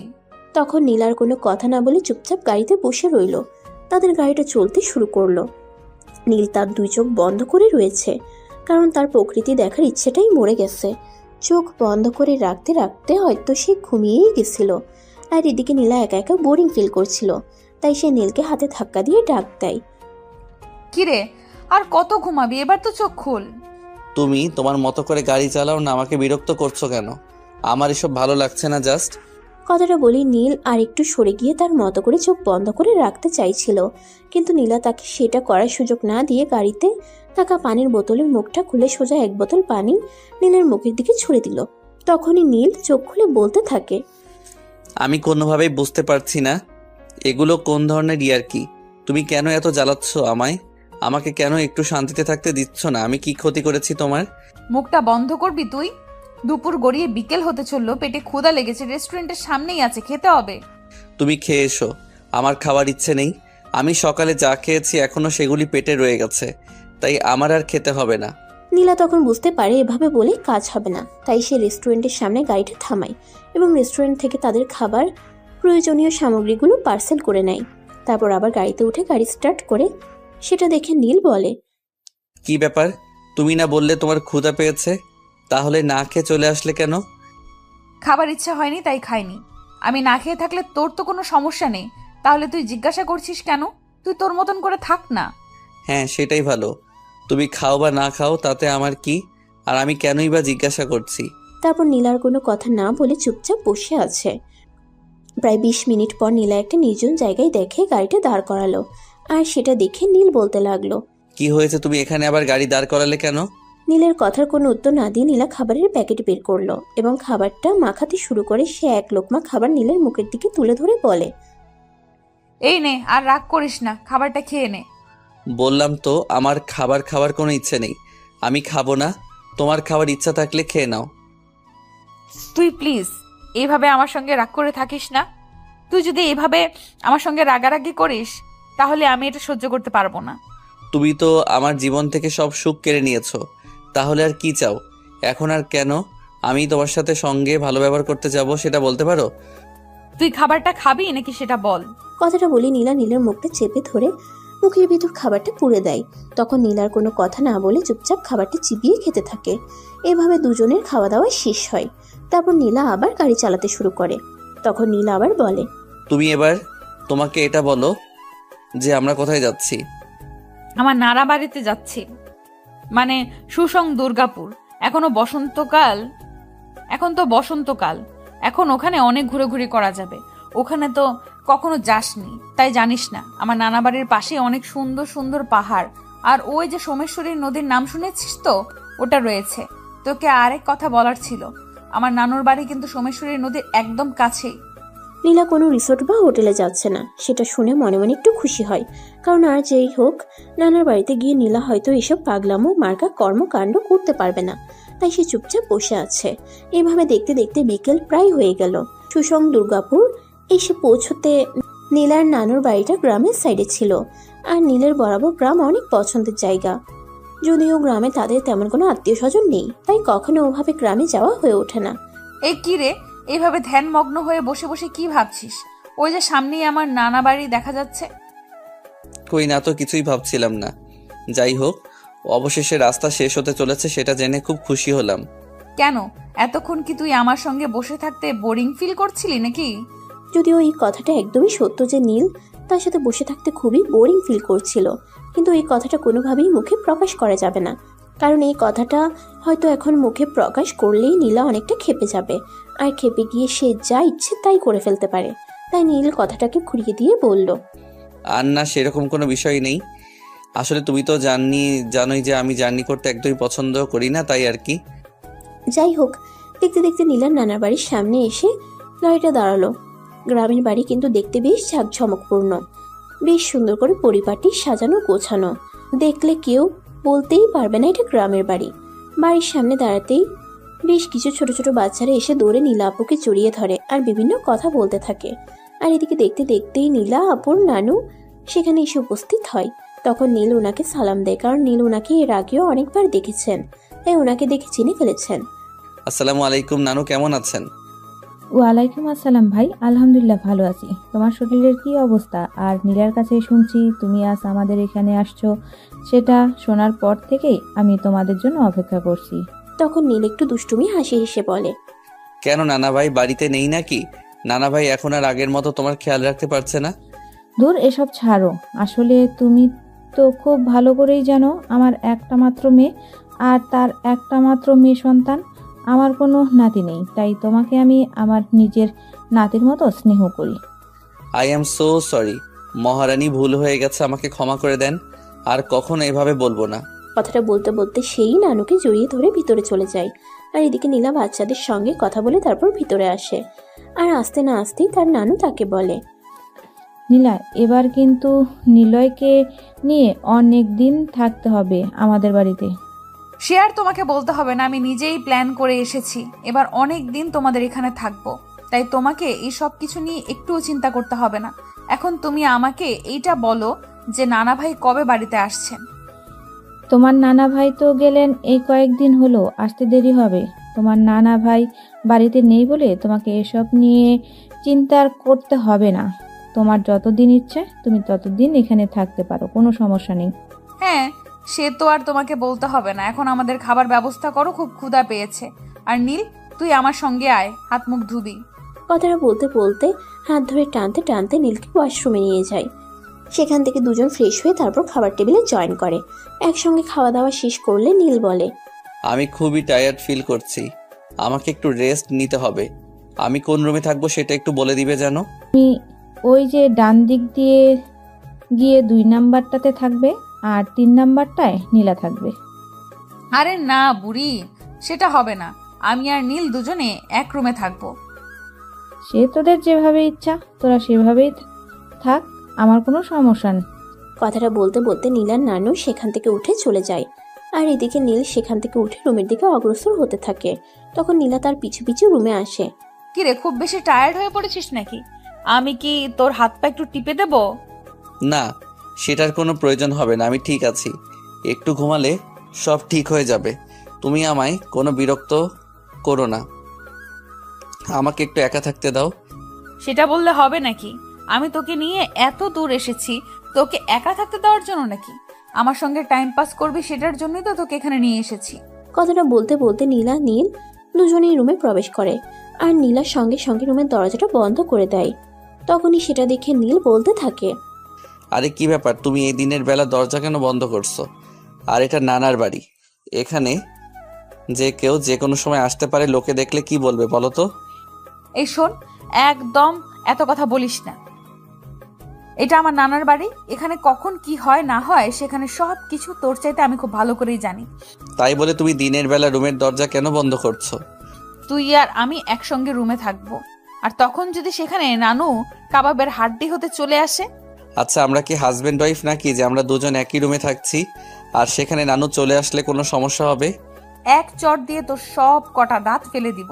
তোদের কতবার বলেছি তুই আমাকে নিজের ভাবতে শুরু কর, সেটা তোর জন্য ভালো হবে, আমার জন্য ভালো হবে। কথাটা বলতে বলতে নীলা বিছানাটা গুছিয়ে নীলকে বিছানায় শুতে বলে। নীল নীলার সঙ্গে কোনো তর্কে না গিয়ে চুপচাপ বিছানায় শুয়ে পড়ে। আর একপাশে নীলা এসে শুয়ে পড়ে। নীল ঘুমিয়ে পড়ছিল। তখনই নীলার হাত ধরে টান দিয়ে একদম তার বুকের কাছে নিয়ে নেয়। তখনই নীল বলতে থাকে, আরে নীলা আপু, এসব কি করছো তুমি? তুমি আমাকে তোমার এত কাছে টেনে নিচ্ছ কেন? তোকে দূরে দূরে রাখার জন্য আমি তোকে এখানে নিয়ে এসেছি নাকি? আমি তো তোকে এখানে নিয়ে এসেছি তোর কাছাকাছি থাকবো বলে। এখন কোনো কথা না বলে চুপচাপ আমার বুকে এসে ঘুমিয়ে পড়তো। ছোটবেলা থেকেই একা একা ঘুমানোর অভ্যাস, কাউকে সঙ্গে নিয়ে ঘুমানোর অভ্যাস নীলের কখনোই ছিল না। তাই অনেকক্ষণ সময় চলে যাবার পরও তার চোখে কোনোভাবেই ঘুম আসছিল না। সে শুধু ছটফটই করছিল। তখনই নীলা বলে, কি রে, এভাবে ছটফট করছিস কেন? কোনো সমস্যা হয়েছে নাকি? কোনো সমস্যা হয়ে থাকলে আমাকে বল, আমি সলভ করি। তখন নীল তার উক্ত সমস্যাটির কথা বলে। আর নীলা তখন তাকে তার বালিশে গিয়ে ঘুমানোর অনুমতি দেয়। নীল যেন হাফ ছেড়ে বাঁচল। সে বালিশে শুয়ে কিছুক্ষণের মধ্যেই ঘুমিয়ে পড়ল। সন্ধ্যার দিকে তার নানু তাদের দুজনকে ডেকে ঘুম থেকে তুলে তারপর নাস্তা করায়। আর সবাই মিলে একসঙ্গে বসে গল্প করতে থাকে। আর এভাবে দেখতে দেখতে সন্ধ্যা পেরিয়ে রাত হয়ে গেল। সবাই মিলে একসাথে রাতের খাবার খেয়ে যার যার রুমে চলে যায়। নীল বিছানার এক পাশে মন খারাপ করে শুয়েছিল। তখনই নীলা রুমের দরজা বন্ধ করে তার পাশে গিয়ে বসে আর তার মাথায় হাত বুলিয়ে দিতে দিতে বলে, কিরে নীল, কি হয়েছে? তুই এইভাবে মন খারাপ করে শুয়ে আছিস কেন? আর শোন, আমরা আগামীকাল একটু ঘুরতে বের হব। তুমি যাও, আমার ঘুরতে যাওয়ার কোনো ইচ্ছে নেই, আমার একদমই ভালো লাগছে না, প্লিজ আমায় একা থাকতে দাও। কথাটা বলে নীল বালিশে মুখ লুকিয়ে শুয়ে পড়েছিল। তখন নীলা আর তাকে কোনো কথা না বলে বিছানার একপাশে বালিশ নিয়ে শুয়ে পড়ে। সে মনে মনে একটু অনুতপ্ত হচ্ছিল। হয়তো নীলের সঙ্গে এটা করা তার একদমই উচিত হচ্ছে না, কিন্তু কি করবে? সে যে নীলকে সত্যিই ভালোবেসে ফেলেছে। তাকে ছাড়া তার জীবনের যে কোনো অস্তিত্বই নেই। এইসব কথা ভাবতে ভাবতে কখন যে চোখে ঘুম চলে আসলো সেটা ঠিক বলতেই পারবে না। মাঝ রাত্রিরে হঠাৎ কারোর গরম নিঃশ্বাসে নীলার ঘুমটা ভেঙে গেল।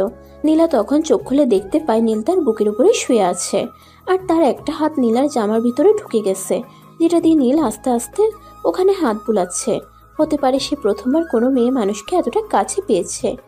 আর যে কোনো ছেলেই হোক না কেন, একটা মেয়েকে এতটা কাছে পেয়েছে, তার মধ্যে কাম বাসনা থাকবে, এটাই তো স্বাভাবিক। নীলা তখন সজাগ থাকলেও ঘুমের ভান করে শুয়ে থাকে, আর এদিকে নীলা আস্তে আস্তে তার সারা বুকে সুন্দর করে হাত বুলাতে থাকে, আর তারপর আস্তে আস্তে নীলার জামাটা খুলে নেয়। নীলাও তখন তার সঙ্গে রেসপন্স করতে থাকে, কারণ তার তো এটাই কামনা ছিল নীল তার সঙ্গে একটু ক্লোজ হোক। তখনই হঠাৎ করে হয়তো নীলের ঘুমটা ভেঙে গেল, আর সে নিজেকে এমন অবস্থায় দেখে নীলাকে বলতে থাকে, I am so sorry, please আমায় ক্ষমা করে দাও। ধুর পাগল, সরি বলছিস কেন? আমার কাছে আয়, আমি তো এটাই চাই। কথাটা বলে নীলা আবারও নীলকে টান দিয়ে তার কাছে টেনে নেয়, আর তখন সে নিজেই নীলকে উত্তেজিত করতে শুরু করে। নীল যদিও বারবার তাকে বাধা দিচ্ছিল, কিন্তু সে তো একটা পুরুষ মানুষ। একটা মেয়ে যদি এভাবে তার কাছে আসে তাহলে সে নিজেকে কিভাবে ধরে রাখবে? তাই সে নিজেও নীলার সঙ্গে সুখের খোঁজে গভীর সমুদ্রে ডুব দিতে শুরু করে। প্রায় 40 মিনিট পর তাদের মনোবাসনা পূর্ণ হলে একে অপরকে জড়িয়ে ধরে ঘুমিয়ে পড়ে। পরের দিন ফজরের আজান দেওয়ার আগেই নীলা নীলকে ঘুম থেকে ডেকে তুলে। এই নীল, তাড়াতাড়ি ঘুম থেকে উঠ। বুড়ি ঘুম থেকে ওঠার আগেই ফ্রেশ হয়ে আসতে হবে। বুড়ি যদি এইসব কিছু জানতে পারে তাহলে হাসাহাসি করবে। কি বলছো তুমি? আমি তো কিছুই বুঝতে পারছি না। হাসাহাসি কেন করবে? আমরা কি এমন করলাম? আরে রাতে তুই আমার সঙ্গে যা কিছু করেছিস, এরপর কি ফ্রেশ হতে হবে না? আর এটা যদি বুড়ির সামনে গিয়ে করি তাহলে বুড়ি আমাদের দুজনকে নিয়ে হাসাহাসি করবে, সেটা তুই জানিস। আসলে মূল কথা হলো নীল এটাই জানে না যে সে যেটা করে যে তারপর গোসল করতে হয়। তাই নীলা তাকে সম্পূর্ণ বিষয়টা বুঝিয়ে বলে, এবং তার নানু ঘুম থেকে ওঠার আগেই দুজনে ফ্রেশ হয়ে চলে আসে রুমে।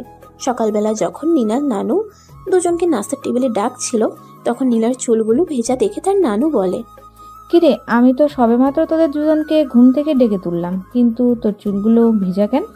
তখন নীলা কি বলবে কিছুই ভেবে পাচ্ছে না। আসলে সত্যি কথাটা বলতে গেলে হয়তো তার নানুর কাছে তাকে দু একটা কথা শুনতে হবে, তাই সে একটু চিন্তা ভাবনা করে তারপর তার নানুকে বলে, আসলে নানু, গতকাল রাতে ঘুমানোর আগে আমি আমার চুলে হেয়ার জেল লাগিয়েছিলাম, তাই চুলগুলো এমন ভেজা ভেজা দেখাচ্ছে। তার নানু বিষয়টা কতটা বুঝতে পারলো আর কতটা বুঝতে পারলো না সেটা বোঝা না গেলেও তিনি একটা মুচকি হাসি দিয়ে নাস্তা শেষ করে নিলেন। আর নাস্তা শেষ হতে না হতেই নীলার নানু নীলাকে বলে, নীলা, তুই একটু আমার সঙ্গে রান্নাঘরে আয়। আজ আমাদের কাজের মেয়েটা আসতে পারেনি, তার নাকি শরীর খারাপ। আমি একা একা তো রান্নাটা সামলাতে পারবো না, তুই একটু আমার সাহায্য করবি? ঠিক আছে, সে না হয় বুঝলাম, কিন্তু তুমি তো জানো যে আমি ওইসব রান্না বান্না কখনোই করিনি, তাহলে আমি করব কিভাবে? তখন তার নানুকে কোনো কথা বলার সুযোগ না দিয়ে পাশ থেকে নীল বলতে থাকে, নানু, কোনো সমস্যা নেই, তুমি কোনো চিন্তা করো না, আমি তোমায় সাহায্য করতে পারবো, তুমি চলো তো। কথাটা বলতে বলতে নীল নানুকে নিয়ে রান্নাঘরে চলে যায়, আর সেখানে নানুকে রান্নার কাছে সহযোগিতা করতে থাকে।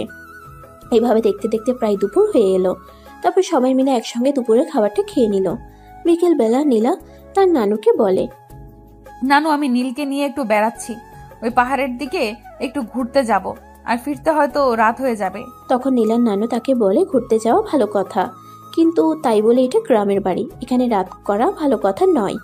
নীলা যেন সন্ধ্যার মধ্যে বাড়িতে ফিরে আসে, আর তখন নীলাও তার নানুকে বলে সে সন্ধ্যার মধ্যেই বাড়িতে ফিরে আসবে। তারপর নীলা নীলকে নিয়ে বাড়ি থেকে বের হয়ে যায়। প্রথমেই তারা চলে যায় সুসং দুর্গাপুরের পিরিশের কালচার একাডেমি দেখতে। সেখানে তারা বেশ কিছুক্ষণ ঘোরাঘুরি করে। তারপর সেখান থেকে বের হয়ে চলে যায় বিজয়পুর নীল পানি আর সাদা মাটির পাহাড় দেখতে। সেখানেও তারা বেশ কিছুক্ষণ ঘোরাঘুরি করে। তারপর সেখান থেকে গাড়ি নিয়ে বের হয়ে যায় রানী রাসমণির স্তম্ভ দেখতে। আর সবশেষে তারা যায় কমলা বাগান দেখতে। এখানে ঘোরাঘুরি করতে করতেই বিকেল হয়ে আসছিল। তখনই নীল নীলাকে বলে, সন্ধ্যা হয়ে আসছে, চলো এবার বাড়ি ফেরা যাক। নীলের কথায় নীলা গাড়িতে উঠে আর গাড়ি চালাতে শুরু করে দেয়। দেখতে দেখতে তারা দুর্গাপুর শহরে এসে পৌঁছে।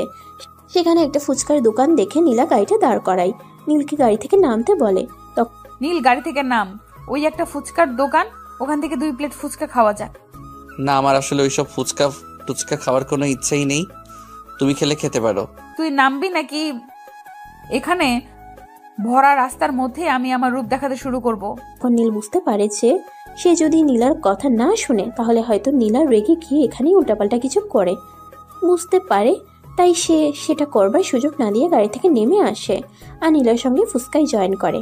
খাওয়া দাওয়ার পর শেষ হলে তারা বাড়িতে চলে আসে আর বাড়িতে আস্তে আস্তে প্রায় রাত হয়ে যায়। তখনই তার নানু তাকে বলে, কি ব্যাপার নীলা, তোকে তো বলেছিলাম রাত করা যাবে না, তারপরও তুই কেন রাত করে বাড়িতে? তুমি বলেছিলে কোনো সমস্যা হতে পারে, কিন্তু আমাদের তো কোনো সমস্যাই হয়নি, তাহলে এত পেঁচাল পারছো কেন? যাও তো ভিতরে, এত পেঁচাল ভালো লাগছে না। কথাটা বলতে বলতে নীলা দুজনেই ভিতরে চলে আসে। এরপর চলে গেল আরো বেশ কয়েকদিন। প্রায় সপ্তাহ খানেক পর হঠাৎ একদিন নীলা নীলকে নিয়ে তার নানুর কাছে বলে, তারপর বাড়ি থেকে বের হয়। আজ আবার তুমি আমাকে নিয়ে কোথায় যাবে? আজ তো গাড়ি নিয়ে বের হলাম না। আজ এই তো একটু কাছেই যাব, হাঁটতে হাঁটতে যাব। অনেক দিন হেঁটে কোথাও যাওয়া হয় না, তাই আজ গাড়ি নিয়ে বের হলাম না। দেখতে দেখতে দুজন হাঁটতে হাঁটতে সোমেশ্বরী নদীর তীরে এসে পৌঁছায়। তখনই তারা দুজন হাঁটতে হাঁটতে ব্রিজের উপরে চলে আসে। তখনই নদীতে মোটামুটি পানি ছিল, আর যেদিকে একটু টান জায়গা ছিল সেদিকে অনেকগুলো বালু তোলার মেশিন কাজ করছিল। নীল এই প্রথমবার বালু তোলার মেশিন দেখেছে, তাই সে একটু বেশি আনন্দিত হচ্ছে। তখনই নীলা তাকে প্রশ্ন করে। কথাটা বলতে না বলতেই পাশ থেকে নীলা বলে ওঠে, কিরে, এবার তুই কি সিদ্ধান্ত নিয়েছিস? আমার সঙ্গে থাকবি নাকি থাকবি না? আচ্ছা, তুমি কেন আমার সঙ্গে এরকম করছো বলো তো? তুমি নিজের সুখে যেটা করেছো সেটা তো চরম অন্যায়, তারপর আবার আমার সঙ্গে এরকম কেন করছো? আমি তোকে যেটা জিজ্ঞেস করেছি তাই সেটার উত্তর দে। আমি তোর কাছ থেকে আর কোনো কথা শুনতে চাইছি না। আমি আমার কথার উত্তর শুধুমাত্র চাই। আমি তোমার সঙ্গে থাকবো না, কারণ তোমার সঙ্গে থাকা যায় না। কথাটা বলতে না বলতেই পাশ থেকে নীলা বলে ওঠে, তাই নাকি? আচ্ছা ঠিক আছে, যখন আমি তোর ভালোবাসা পাবোই না তখন আমি আর নিজেকে বাঁচিয়ে রাখার চেষ্টা করতে চাই না। আমি আজই এবং এক্ষুনি নিজেকে শেষ করে দিব। আর এসব তুমি কি বলছো? তোমার কি মাথা খারাপ হয়ে গেছে নাকি? তুমি আমাকে পাবে না বলে নিজেকে শেষ করে দেবে কেন? কিন্তু নীলা সেই কথাটা শেষ হবার অপেক্ষা না করেই ব্রিজের উপর থেকে সোজা নদীতে ঝাঁপ দেয়। সেটা দেখে নীলা ঠিক থাকতে পারছে না। সে চিৎকার করতে শুরু করে আর তার চিৎকারে আশেপাশের মানুষজন এসে জড়ো হয় আর তাকে জিজ্ঞাসা করতে থাকে কি হয়েছে। তখন সে তাদেরকে সবটা খুলে বলে, কিন্তু তাদের তো আর কিছুই করা ছিল না। সেখানে পানিতে মানুষ পড়েছে সেরকম কোনো চিহ্ন দেখা যাচ্ছে না। আর এদিকে নীল চিৎকার করে কাঁদতে কাঁদতে বলছে, নীলাপু, এটা তুমি কি করলে? আমি তোমাকে ভালোবাসি না এটা বলাতে তুমি নিজের জীবন দিয়ে দিলে। এখন আমি বাড়িতে ফিরবো কোন মুখে? সবাই তো আমাকে খুনি বলবে, আমি ইচ্ছা করে তোমাকে মেরে ফেলেছি। প্লিজ তুমি ফিরে এসো। কিন্তু এসব কিছু তো শুধুমাত্র ফাঁকা আর্তন। মাত্র নীলার কান পর্যন্ত সেই সব কথা পৌঁছাচ্ছে না, কারণ নীলা তো অনেকক্ষণ আগে সেখান থেকে ডুব দিয়ে নদীর কিনারে চলে গেছে। এদিকে নীল মাটিতে বসে বসে কান্না করছে, আর এদিকে নীলা মানুষজনের ভিড়ে দাঁড়িয়ে দাঁড়িয়ে সেই মজা দেখছে। নীলাকে ভেজা কাপড়ে দেখে ওখানে উপস্থিত সবাই তার পরিচয় জিজ্ঞাসা করে, আর তার কাপড় ভেজা কেন সেটা জিজ্ঞাসা করে। তখন নীলা সবাইকে চুপ থাকতে বলে, আর নীল কি করে না করে সেই সব কিছু দেখতে বলে।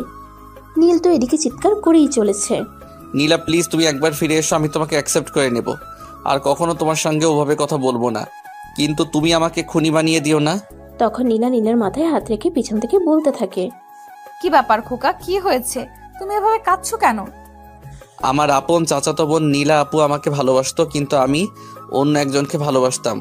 সেই কারণে তার ভালোবাসা অ্যাকসেপ্ট করতে পারিনি, তাই সে নদীতে ঝাঁপ দিয়েছে। এখন আমি বাড়িতে ফিরবো কোন মুখে আপনি বলেন তো?